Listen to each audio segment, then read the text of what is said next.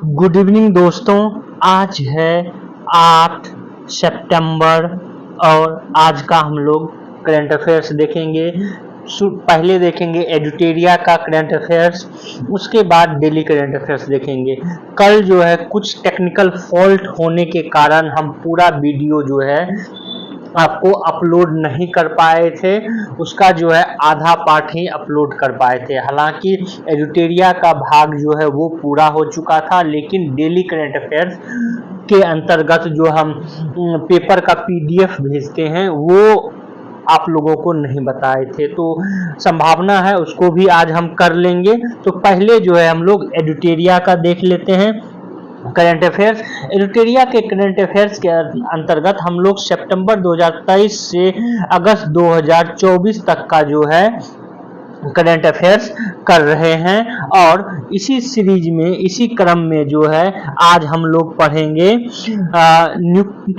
2023-24 में नियुक्ति विश्व के प्रमुख पद पर भारतीय और भारतीय मूल के।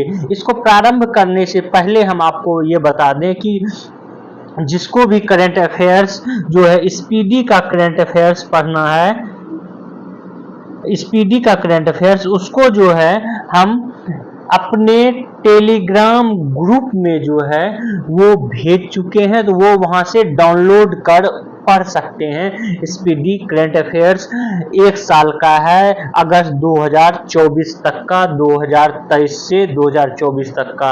तो उसके लिए आप लोगों को कुछ नहीं करना है, मेरे YouTube चैनल पे जाना है और वहां पर जो है लिंक दिया होगा करंट अफेयर्स और 1955 लास्ट में लिखा होगा, उस पर क्लिक करना है और उसके बाद ज्वाइन करना है और आप उस बुक को डाउनलोड कर सकते हैं। तो चलिए स्टार्ट करते हैं। पहला जो है जो इम्पोर्टेंट है उसको हम लोग करेंगे और इसके अंतर्गत करेंगे जय शाह जो है एशियाई क्रिकेट परिषद के के अध्यक्ष जो है तीसरी बार नियुक्त हुए हैं। हालांकि अब जय शाह जो है वर्तमान में जो है वो आईसीसी के अध्यक्ष जो हैं बन चुके हैं, तो इनसे एशियाई क्रिकेट परिषद से ये इस्तीफा दे चुके हैं। तो वर्तमान में आईसीसी के जो है अध्यक्ष कौन है, तो जय शाह, ये याद रखेंगे। आगे चलते हैं, ये जगजीत पावड़िया के बारे में, ये अंतर्राष्ट्रीय नारकोटिक कंट्रोल बोर्ड के लिए पुनः जो है चुन लिए गए हैं, तो ये भी आप लोग ध्यान में रखेंगे। आगे चलते हैं, जो कि इम्पोर्टेंट है उसको हम लोग करेंगे। तो अगला है लीसा नंदी, ये ब्रिटेन में संस्कृति एवं खेल मंत्री जो है नियुक्त हुई हैं। वहीं पर ये इंपॉर्टेंट है, ये जरूर आप लोग याद रखेंगे। विनय मोहन क्वात्रा, ये अमेरिका में भारत के नए राजदूत नियुक्त हुए हैं। अगर आप एसएससी में की तैयारी कर रहे हैं तो इस तरह के प्रश्न जो है पूछे जाते हैं, तो आप लोग जरूर याद रखेंगे। वहीं पर जो है विनय कुमार, ये रूस में भारत के नए राजदूत नियुक्त हुए हैं, इसको भी आप लोगों को ध्यान में रखना है। और बिम्स्टेक के महासचिव ये इंद्रमणि पांडे नियुक्त हुए हैं। और आईसीसी क्रिकेट विश्व कप 2023 में अफगानिस्तान की क्रिकेट टीम के मेंटर जो हैं ये अजय जडेजा थे, ये भी आपको ध्यान में रखना है। आगे है इम्पोर्टेंट तथ्य, ये है सिंगापुर के राष्ट्रपति के बारे में। सिंगापुर के राष्ट्रपति जो हैं ये भारतीय मूल के चुने गए हैं या निर्वाचित हुए हैं। ये हैं थरमन शनमुगरत्नम, थरमन शनमुगरत्नम, ये सिंगापुर के राष्ट्रपति जो है निर्वाचित हुए हैं और भारतीय मूल के हैं। वहीं पर आगे देखते हैं, ये है रूबी सिन्हा, जो कि BRICS chamber of commerce and industry women's vertical के अध्यक्ष जो है चुने गए हैं। वहीं ये अगला इम्पोर्टेंट है, हालांकि ये थोड़ा पुराना करंट है लेकिन इम्पोर्टेंट है। ये है गिरीश चंद्र मुर्मू, ये संयुक्त राष्ट्र के लेखा परीक्षक पैनल के उपाध्यक्ष, याद रखेंगे, उपाध्यक्ष चुने गए हैं। जबकि ये भारत में जो है CAG के जो है वर्तमान में ये अध्यक्ष हैं। आगे है अजय बंगा, विश्व बैंक के जो है अध्यक्ष हैं। नीरा टंडन, ये अमेरिका में घरेलू नीति सलाहकार हैं, भारतीय मूल की हैं।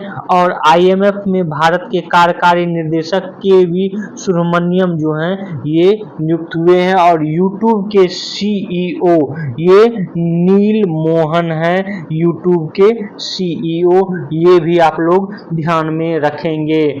आगे देखते हैं एडिटोरिया के करंट अफेयर्स के अंतर्गत ही कि 2023-24 में जो है विभिन्न देशों में नियुक्त राष्ट्रपति और प्रधानमंत्री के बारे में, और साथ ही साथ उस देश की राजधानी क्या है और मुद्रा क्या है ये भी। और इस तरह के देश की राजधानी और मुद्रा जो है ये आपको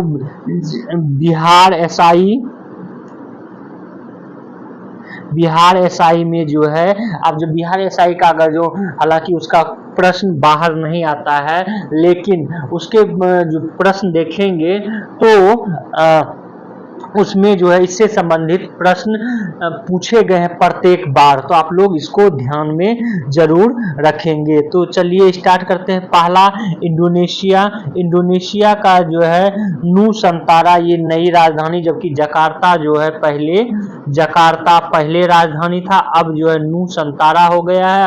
वहाँ रुपया चलता है और अभी वर्तमान में वहाँ राष्ट्रपति निर्वाचित हुए थे प्रोवो सुबियांतो। वहीं म्यांमार की राजधानी जो है नैपीतायो है। पहले जो है म्यांमार की राजधानी अलग थी, अब वर्तमान में जो है नैपीताया ये है, और कयात वहां की मुद्रा है। और फिर फिलिस्तीन का यरूशलेम और मोहम्मद मुस्तफा जो है वहां के अभी प्रधानमंत्री चुने गए हैं। कजाकिस्तान की राजधानी अस्ताना, हालांकि ये इम्पोर्टेंट नहीं है। अमन इम्पोर्टेंट नहीं। वियतनाम इम्पोर्टेंट, वियतनाम की राजधानी हनोई और वियतनामी डोंग वहां की मुद्रा है। और जनरल टोलेम जो है अभी राष्ट्रपति चुने गए हैं। पाकिस्तान की बात करें तो आसिफ अली जरदारी जो है राष्ट्रपति हैं, और शहबाज शरीफ जो है ये प्रधानमंत्री हैं। और कैपिटल आपको इस्लामाबाद जो है ये पता ही है। कुवैत का कुवैत सिटी है, और कुवैत में जो है चुनाव नहीं होता है, वहां पर शेख जो है वो पद धारण करता है। तो शेख मिसाल अल अहमद अल जबर अल सबा जो है ये चुनेगी, ये भी पूछने की संभावना कम है। बस कुवैत का कुवैत सिटी आप लोग ध्यान में रखेंगे। राजधानी अगला है थाईलैंड, यहाँ की राजधानी बैंकॉक है। थाई बात यहाँ पर की मुद्रा है। और पाइटोग टार्न चीना वॉट जो है ये प्रधानमंत्री अभी हाल ही में नियुक्त हुए हैं। वहीं पर ताइवान का कैपिटल ताइपे है, और ताइवानी डॉलर चलता है यहाँ। और विलियम लाई चिंगते ये वहां पर राष्ट्रपति चुने गए हैं। नेपाल की राजधानी काठमांडू, वहां नेपाली रुपया चलता है। और रामचंद्र पोडेल जो हैं ये राष्ट्रपति हैं, और केपी शर्मा ओली ये प्रधानमंत्री। ये जरूर याद रखेंगे। नेपाल के वर्तमान में प्रधानमंत्री कौन है? केपी शर्मा ओली। आगे देखते हैं मलेशिया की बात करें तो इसकी राजधानी कुआलालंपुर है, और रिंगिट जो है यहाँ की मुद्रा है। और यहाँ जो है यहाँ का प्रमुख राजा होता है। तो सुल्तान इब्राहिम इस्कंदर जो हैं ये 17वें राजा बने हैं, और अनवर इब्राहिम प्रधानमंत्री बने हैं। वहीं पर डेनमार्क की बात करें तो कोपेनहेगन यहाँ की कैपिटल है, और डेनिस क्रोन जो है यहाँ की मुद्रा है। और क्राउन प्रिंस फेडरिक जो है हाल ही में यहाँ पर प्रमुख बने हैं, क्योंकि वहाँ पर भी राष्ट्रपति के रूप में राजा काम करता है, तो राजा यहाँ पर है। वहीं पर बात करें नीदरलैंड का एम्स्टर्डम है, और यूरो जो है यहाँ की मुद्रा है। आगे देखते हैं लुथियानिया विलियम्स यूरो मुद्रा है। स्कॉटलैंड एडिनबर्ग पाउंड मुद्रा है। ब्रिटेन लंदन पाउंड मुद्रा है। और ये बहुत ही इम्पोर्टेंट है, संभावना किसी ना किसी एग्जाम में पूछ लिया जाए। तो यहाँ का प्रधानमंत्री जो है किएर स्टारमर जो है ये चुने गए हैं। और यहाँ पर भी प्रमुख जो है राष्ट्रपति के रूप में राजा होता है। तो किंग्स चार्ल्स थर्ड जो है इसकी नियुक्ति हुई है। इनकी माता जो है, जो कि वहाँ महारानी थी, उनकी मृत्यु के बाद किंग्स चार्ल्स थर्ड नियुक्त हुए हैं। प्रधानमंत्री का नाम आप लोग जरूर याद रखेंगे कि ये जो है किएर स्टारमर हैं। आगे देखते हैं आइसलैंड, रेकियाजेविक जो है यहाँ का है। क्रोन यहाँ की मुद्रा है। फिनलैंड हेलेंस्की यहाँ की जो है राजधानी है, यूरो मुद्रा है। आयरलैंड डबलिन यहाँ की कैपिटल है, यूरो मुद्रा है। फ्रांस पेरिस यहाँ का कैपिटल है और यूरो मुद्रा है। और यहाँ के राष्ट्रपति जो है इमैनुअल मैक्रोन, इसको जरूर याद रखना है आपको। अगला है वेनेजुएला, काराकस, और यहाँ की जो है क्या है कैपिटल है। और बोलीवर जो है मुद्रा का नाम है। और निकोलस मादुरो ये जो है राष्ट्रपति चुने गए हैं। ये भी इम्पोर्टेंट है, आप लोग याद रखेंगे।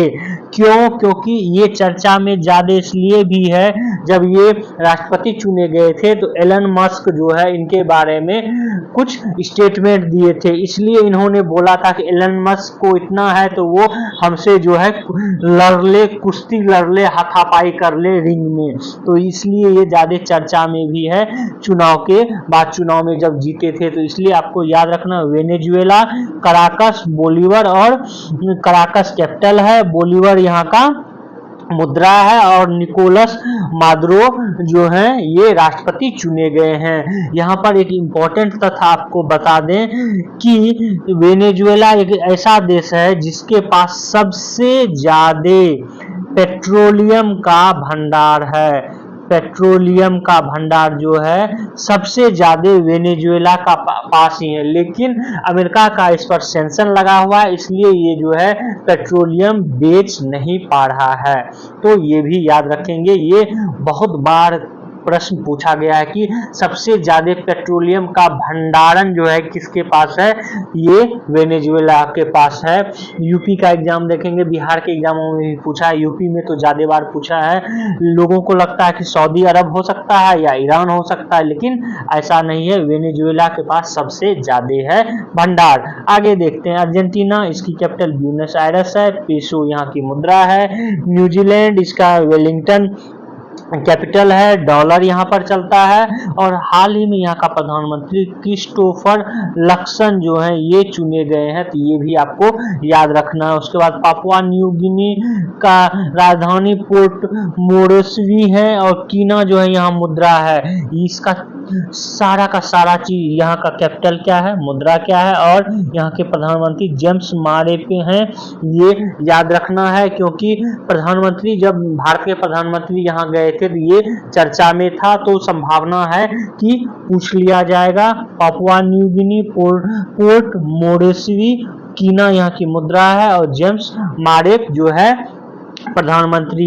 फिजी का भी आपको याद रखना है, फिजी राजधानी सुवा, डॉलर यहाँ चलता है। और सिस्तानी राबुका जो है यहाँ के प्रधानमंत्री हैं।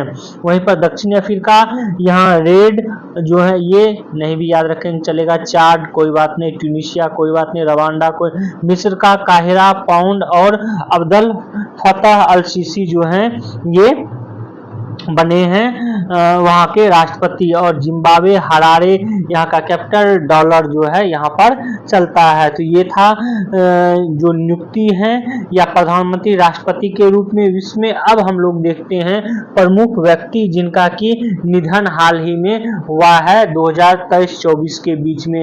इम्पोर्टेंट देखेंगे जो कि पूछा जाएगा, तो उसमें से जो है पहला देखते हैं हम लोग, ये है गोदावरी दत्ता। ये बिहार के लिए बहुत ही इंपॉर्टेंट है, बिहार की किसी एग्जाम के लिए, तो आप लोग जरूर याद रखें। गोदावरी दत्ता मिथिला पेंटिंग से संबंधित थी, और इनको 2019 में पद्म श्री सम्मान से जो है सम्मानित किया गया था। अगला है जुआन विसेंट पेरेजे मोरो, ये वेनेजुएला के निवासी थे और दुनिया के सबसे बुजुर्ग व्यक्ति 114 वर्ष के थे, तो ये भी इम्पोर्टेंट है, ध्यान में रखेंगे। आगे देखते हैं पंडित राजीव तारानाथ, ये महान सरोद वादक थे, याद रखना है। इब्राहिम रईसी, ये ईरान के जो है राष्ट्रपति थे, इसको भी ध्यान में रखना है। आगे हम लोग देख लेते हैं, ये है कमला बेनीवाल, गुजरात के पूर्व राज्यपाल रह चुके हैं। उसके बाद जो है अंशुमान गायकवाड़, ये पूर्व भारतीय क्रिकेटर और कोच रह चुके हैं, ये पूछा भी जा चुका है। भरतनाट्यम और कुचिपुड़ी नृत्यांगना यामिनी कृष्णमूर्ति, इनका जो है निधन हो गया है और यह इससे ये पूछा गया था कि यामिनी कृष्णमूर्ति जो है वो किस नृत्य से संबंधित हैं, तो भरतनाट्यम और कुचिपुड़ी दोनों दे दिया गया था, तो याद रखेंगे वो भरतनाट्यम कुचिपुड़ी दोनों से संबंधित थी। बुद्धे भट्टाचार्य, ये पश्चिम बंगाल के जो है पूर्व मुख्यमंत्री रह चुके हैं, इनको भी ध्यान में रखना है। आगे देखते हैं सुशील कुमार मोदी, इनको तो आपको ध्यान में रखना ही रखना है, बिहार से संबंधित एग्जाम देंगे तो। ये जो है बिहार के उप मुख्यमंत्री पहली बार 2005 में बने थे। इनका जन्म 5 जनवरी 1952 को पटना में हुआ था और निधन जो है 13 मई 2024 को हुआ और 1990 में पटना कुम्हरार विधानसभा क्षेत्र से पहली बार निर्वाचित हुए थे और 2004 में भागलपुर से 14वीं लोकसभा के सदस्य बने थे और 2020 में राज्यसभा के लिए निर्विरोध निर्वाचित चुने गए थे। अगला है लक्ष्मी नारायण रामदास, भारत के पूर्व नौसेना प्रमुख, इसको भी ध्यान में रखना है। पंकज उदास गजल गायक थे, जिनका निधन जो है हाल ही में हो गया है। अगला है फातिमा बीबी, ये जरूर पूछा जाएगा। फातिमा बीबी सुप्रीम कोर्ट की पहली महिला जज, ये केरल से संबंधित थी, केरल से इनका जो है निधन हो गया है, तो आपको याद रखना सुप्रीम कोर्ट की पहली महिला जज कौन थी, फातिमा बीबी, जिनका हाल ही में निधन हो गया है। आगे देखते हैं, आगे है बिशन सिंह बेदी, पूर्व क्रिकेटर हैं, स्पिनर गेंदबाज हैं और MS स्वामीनाथन, ये कृषि वैज्ञानिक थे जो कि भारत में हरित क्रांति के जनक भी थे, इनका भी निधन हो गया है। अब हम लोग देखते हैं एडिटोरिया के अंतर्गत ही भारत के आगामी लक्ष्य, जो लक्ष्य भारत द्वारा निर्धारित किया गया है। भारत की परमाणु ऊर्जा क्षमता 1 लाख मेगावाट तक बढ़ाने का लक्ष्य कब तक का है, 2047 तक। चंद्रयान 4 लॉन्च करने का लक्ष्य 2028 तक। यूरिया आयात बंद करने का लक्ष्य 2025 तक। आगे देखते हैं जो कि इम्पोर्टेंट है, ये है भारतीय अर्थव्यवस्था को $5 ट्रिलियन इकोनॉमी बनाने का लक्ष्य 2024-25 में। उसके बाद भारत को टीबी मुक्त देश बनाने का 2025 में, इसको जो है बढ़ा दिया गया है। उसके बाद पेट्रोल में एथेनॉल को 20% मिश्रित करने का लक्ष्य 2025 में, जरूर ध्यान में रखेंगे। आगे देखते हैं, आगे है कि 500 गीगावाट अक्षय ऊर्जा प्राप्त करने का लक्ष्य 2030 तक, ये भी इम्पोर्टेंट है, पूछा जा सकता है क्योंकि इस बार बजट में भी इसके बारे में चर्चा में था। आगे देखते हैं भारत से पूर्ण रूप से मलेरिया उन्मूलन 2030, HIV एड्स को खत्म करने का लक्ष्य 2030 और भारतीय रेलवे को net zero carbon emission green railway बनाने का लक्ष्य 2030 तक जो है ये लक्ष्य रखा गया है, इसको आप लोग ध्यान में रखेंगे। आगे है कि पोत निर्माण में, ये इम्पोर्टेंट नहीं है, ये भारत द्वारा नेट जीरो का लक्ष्य 2070, ये इम्पोर्टेंट है, आपको ध्यान में रखना है। आगे चलते हैं, आगे देखते हैं, आगे है भारत 2023-24 में प्रमुख समझौता और ज्ञापन, इसमें भी हम लोग इम्पोर्टेंट जो है उसी को देखेंगे, चूंकि ये बुक है तो इसको पूरा लिखना ही है। आगे देखते हैं सबसे इम्पोर्टेंट में एक सौर फोटोवोल्टिक बिजली संयंत्र स्थापित करने का समझौता भारत और गुयाना के बीच जो है हुआ है। वहीं पर आगे देखते हैं, ये है भारत के CAG कैग ने लेखा परीक्षक के क्षेत्र में विशेषज्ञता के आदान प्रदान को बढ़ाने के लिए समझौता किसके साथ किया है, तो नेपाल के साथ किया है मई 2024 में। आगे देखते हैं हम लोग, ये है इम्पोर्टेंट कि पेट्रोलियम तेल स्नेहक और संबंधी उत्पादों की समान आपूर्ति से संबंधित समझौता भारत और भूटान के बीच हुआ है। उसके बाद जो इम्पोर्टेंट है ये है कुंडाकुलम परमाणु विद्युत परियोजना स्थल जो है में अतिरिक्त परमाणु रिएक्टरों के निर्माण हेतु समझौता भारत और रूस। ये बार बार पूछा गया है कि कुंडाकुलम विद्युत परियोजना जो है, कुंडनकुलम परमाणु विद्युत परियोजना, ये किस देश की सहायता से बनाया जा रहा है, तो रूस की सहायता से। ये बार बार पूछा गया है। कहाँ पर है ये, तो तमिलनाडु में है, तमिलनाडु में है, ये याद रखेंगे। और इसका जो है एक रिएक्टर चालू हो चुका है, अन्य रिएक्टर के साथ के लिए जो है समझौता हुआ है। तो आप लोग जरूर, यहाँ तक कि यूपीएससी में भी इससे संबंधित प्रश्न पूछा जा चुका है, तो आप लोग जरूर ध्यान में रखेंगे। आगे है 2030 तक भारतीय रेलवे को शून्य कार्बन उत्सर्जन तक पहुंचाने के लिए समझौता हस्ताक्षर किसके द्वारा किया गया है, तो भारत और USAID के द्वारा जो है ये किया गया है। ये भी ध्यान में रखेंगे। अगला है कि ये इम्पोर्टेंट भी है कि हरित हाइड्रोजन के लिए समझौता पर हस्ताक्षर भारत और सऊदी अरब के बीच हुआ है। आगे देखते हैं हम लोग, ये है जो हाल ही में जो नए दिवस घोषित किए गए हैं वो, इसमें भी हम लोग जो इम्पोर्टेंट है उसको देखेंगे। एक बार आप लोग पॉज करके सबको पढ़ सकते हैं, PDF के रूप में हम डाल चुके हैं टेलीग्राम पे, तो वहां से भी आप डाउनलोड करके पढ़ सकते हैं। चलिए इम्पोर्टेंट देखते हैं। पहला है इम्पोर्टेंट में हैदराबाद मुक्ति दिवस, ये 17 सितंबर को जो है ये मनाने की घोषणा की गई। 17 सितंबर को हैदराबाद मुक्ति दिवस मनाया जाएगा।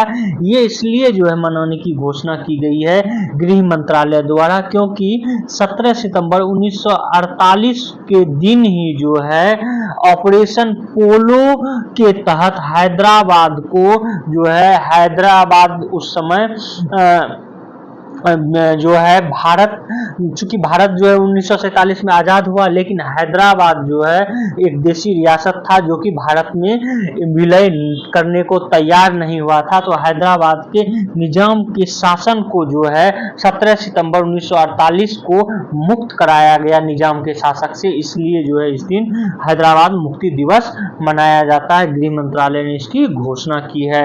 अगला है संविधान हत्या दिवस, ये 25 जून को संविधान हत्या दिवस इसलिए मनाया जा रहा है क्योंकि 25 जून 1975 को जो है भारत में इंदिरा गांधी द्वारा आपातकाल लागू किया था।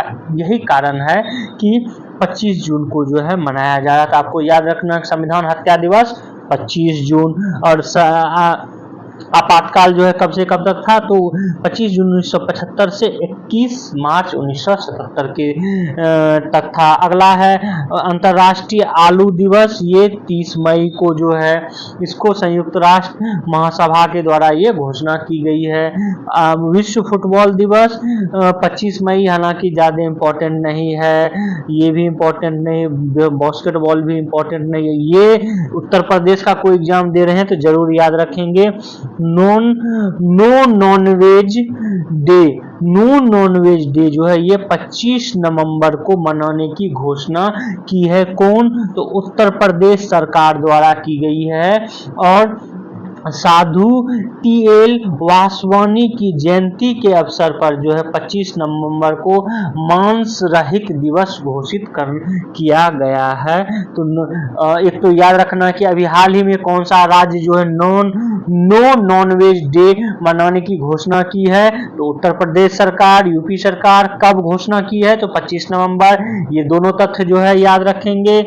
आगे देखते हैं, नीलगिरी तहर दिवस जो है ये 7 अक्टूबर को मनाने की घोषणा किया है किसने, तमिलनाडु सरकार ने। आगे इंपॉर्टेंट है, अंतर्राष्ट्रीय अंतरिक्ष दिवस रट लेंगे, याद कर लेंगे। 23 अगस्त को जो है मनाने की घोषणा की गई है। राष्ट्रीय अंतरिक्ष दिवस ये इसलिए मनाने की घोषणा की गई है क्योंकि चंद्रयान 3 के चंद्रमा के दक्षिणी ध्रुव पर सॉफ्ट लैंडिंग जो है ये 23 अगस्त को ही हुआ था। इसी कारण जो है प्रधानमंत्री द्वारा ये अंतरिक्ष दिवस के रूप में मनाने की घोषणा की गई और अंतर्राष्ट्रीय स्तर पर भी जो है इसको मान्यता दे दिया गया है। आगे इंपॉर्टेंट है, अंतर्राष्ट्रीय बायोस्फीयर रिजर्व दिवस ये 3 नवंबर को ये अंतर्राष्ट्रीय बायोस्फीयर रिजर्व दिवस की बात हो रही, ये भी याद रखना है। और राष्ट्रीय डॉल्फिन दिवस ये भी पूछा जा चुका है यूपी के एग्जामों में भी और बिहार के एग्जामों में भी कि राष्ट्रीय डॉल्फिन दिवस कब मनाया जाता है, तो 5 अक्टूबर।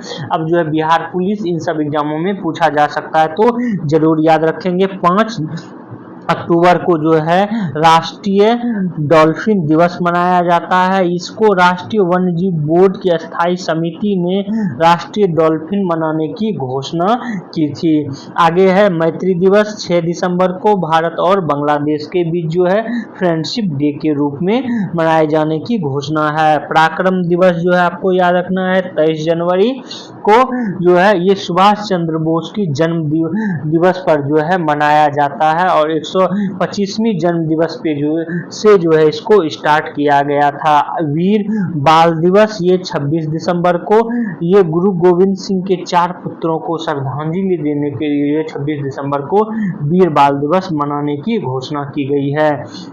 ये भी इंपॉर्टेंट है। जनजातीय गौरव दिवस ये 15 नवंबर को है। 15 नवंबर को बिरसा मुंडा का जन्म दिवस है और इसी उपलक्ष्य में जो है जनजातीय गौरव दिवस मनाने की जो है फैसला केंद्र सरकार द्वारा किया गया। अगला है विभाजन विभीषिका स्मृति दिवस, क्योंकि भारत का विभाजन जो है पाकिस्तान और भारत के रूप में हुआ था और ये 14 अगस्त को जो है विभाजन विभीषिका दिवस के रूप में मनाने की घोषणा है। ये भी इम्पोर्टेंट है, आप लोग जरूर ध्यान में रखेंगे। अब आज का हम लोग जो है डेली करंट अफेयर्स के अंतर्गत देख लेते हैं, जो कि इम्पोर्टेंट तथ्य है उसके बारे में ज़्यादा चर्चा नहीं करेंगे। इसमें है कि स्पेस स्टेशन जो है गई थी सुनीता विलियम्स, वो अब जो है वो करीब 8 दिन बाद ही वापस लौटती, लेकिन कुछ तकनीकी खराबी के कारण जो है वो नहीं लौट पाएंगी। तो जो उड़ान से वो गई थी वो बोइंग स्टारलाइनर की उड़ान थी, जो कि जून में अंतर्राष्ट्रीय स्टेशन पर जो है पहुंची थी, वो जो है वापस आ गया है। तो आपको बस यहाँ ये याद रखना है। यहाँ पर आपको बता देते हैं डिटेल्स में कि जो स्टारलाइन ये है बोइंग का स्टारलाइन अंतरिक्ष ये वापस आ गया है। तो आपको बस यहाँ याद रखना करंट अफेयर्स में सुनीता विलियम्स किस अंतरिक्ष यान से जो है गई थी, तो स्टारलाइन बोइंग का था, ये याद रखना है। और इनके साथ जो है बुच विल्मोर ये भी अंतरिक्ष स्टेशन में ही अभी हैं। ये बस इतना भी याद रखेंगे तो आपका करंट अफेयर्स बन जाएगा। अगला जो है करंट अफेयर्स देखते हैं, ये है संयुक्त राष्ट्र महासभा की बैठक जो है ये 24 सितंबर से 28 सितंबर तक जो है ये चलेगा। तो इसका बैठक मुख्य रूप से जो है जो कि 89वां बैठक होगा बहस, और इसमें 28 सितंबर को नरेंद्र मोदी की जगह जो है एस जयशंकर उसमें अपना भाषण देंगे या वक्तव्य देंगे। तो इस बार जो है प्रधानमंत्री की जगह विदेश मंत्री एस जयशंकर अपना वक्तव्य देंगे, बस इतना भी याद रखेंगे तो आपका काम बन जाएगा। दैट मीन्स आप जो है कर पाएंगे। आगे है पैरा ओलंपिक जितने भी खिलाड़ी थे वो भारत लौट चुके हैं और भारत जो है इस बार 7 गोल्ड 9 रजत और 13 कांस्य कुल 29 पदक जो है जीता है और जो है अभी 15वें स्थान पर जो है वर्तमान में ये है। टोटल जो है जब पूरा ये आता है, क्योंकि एक खिलाड़ी जो कि ईरान के थे उसको जो है डिस्क्वालीफाई किया गया, जिसके कारण जो है पदक तालिका में भारत का जो है स्वर्ण पदक में एक वृद्धि हो गई है। तो पूरा पदक तालिका जब आता है तो पूरा डिटेल्स में चर्चा करेंगे। तो ये अगला करंट अफेयर्स है। यहाँ पर इस करंट अफेयर्स में आपको इतना याद रखना है कि हाल ही में जो है चीन और वियतनाम क्षेत्र या कहें कि ये चीन सागर में जो है एक चक्रवात आया है। उस चक्रवात का नाम है यागी चक्रवात, जिसने कि चीन और वियतनाम में जो है बहुत ही तबाही मचाई है। तो चीन सागर में जो अभी हाल ही में कौन सा चक्रवात आया है, तो यागी चक्रवात, बस इतना ही याद रखना है। इस तरह के प्रश्न पूछे जाते हैं। तो ये था आज का करंट अफेयर्स। आप लोग हमारे इस वीडियो को शेयर करें, सब्सक्राइब करें और बेल आइकन को जरूर दबा लें। Thank you for watching this video.